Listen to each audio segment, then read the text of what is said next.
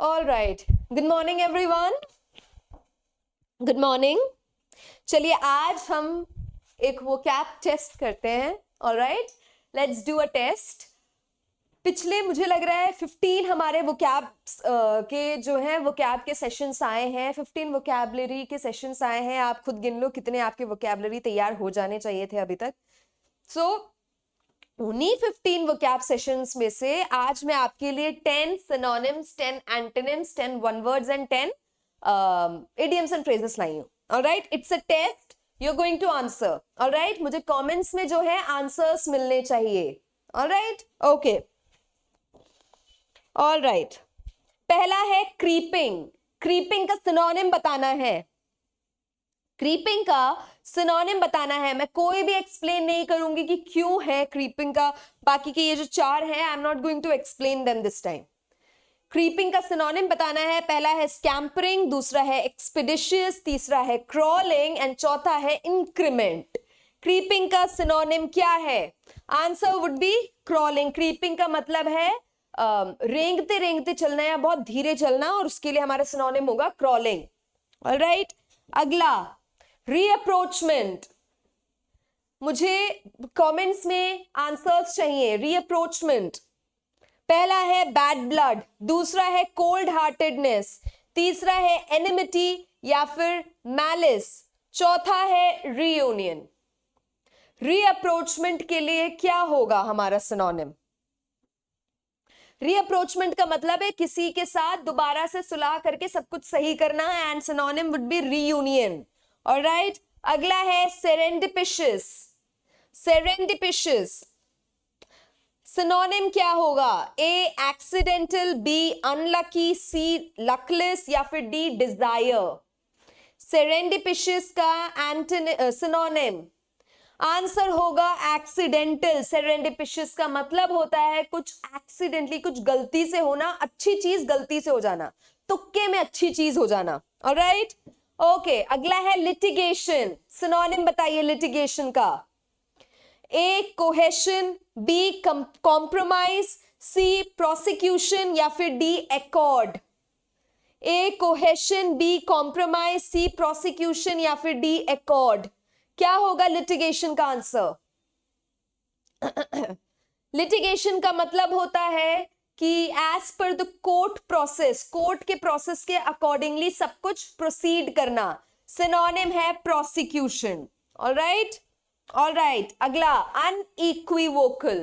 Unequivocal synonym बताना है। Option number ए वेग, बी डेफिनेट, सी एम्बिगुअस या फिर डी इक्विवोकल। अनइक्विवोकल, ए वेग,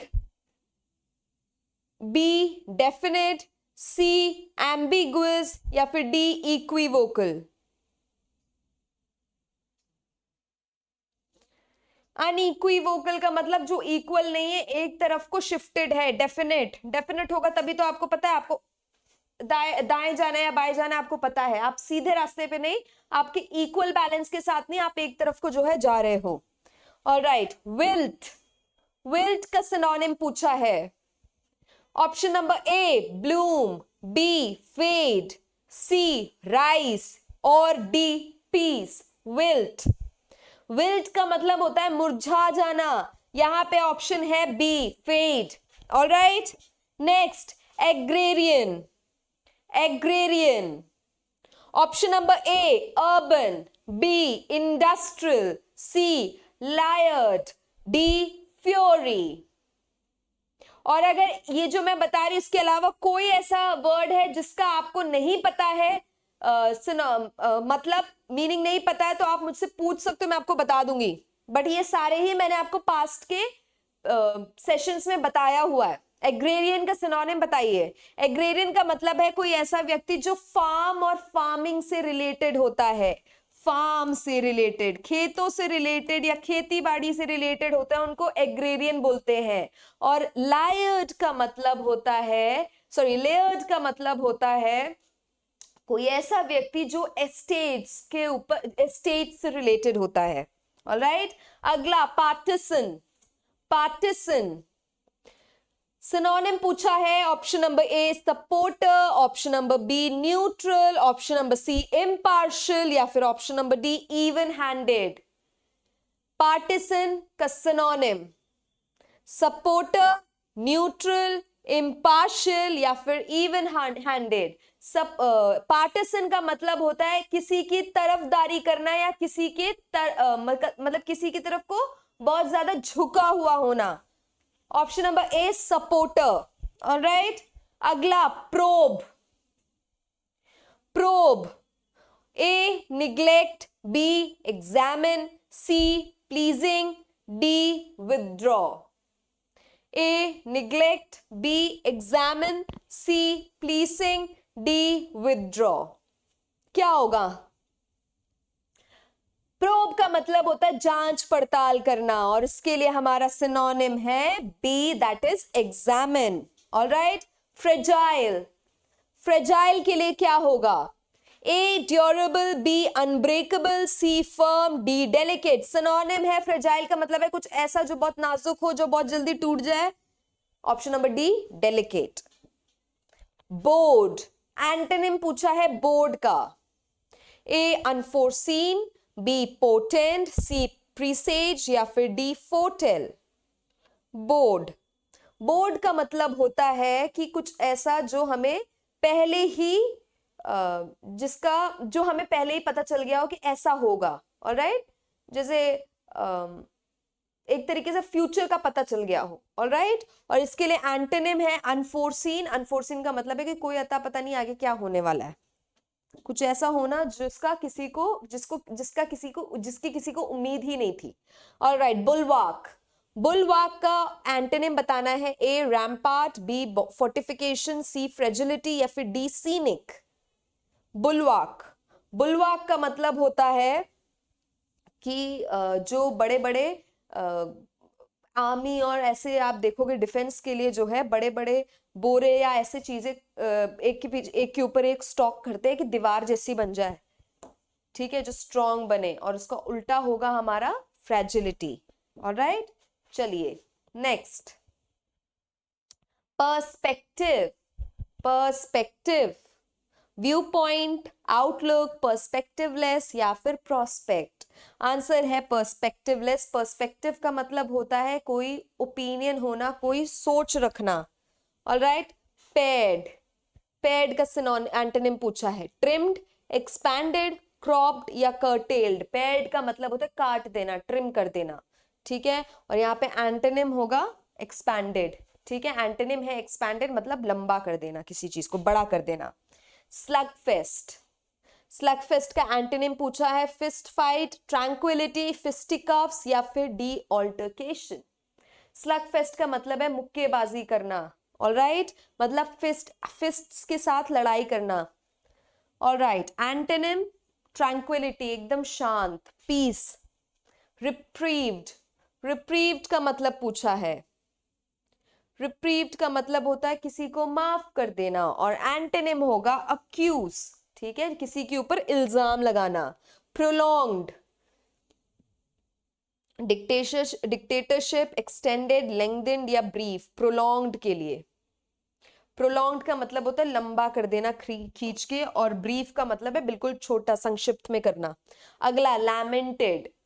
ए रिग्रेटेड, बी डिप्लोर्ड, सी प्रेज्ड, डी र्यूड। लैमेंटेड का मतलब है दुखी होना, रोना। ऑलराइट, और इसका उल्टा है प्रेज्ड, तारीफ करना।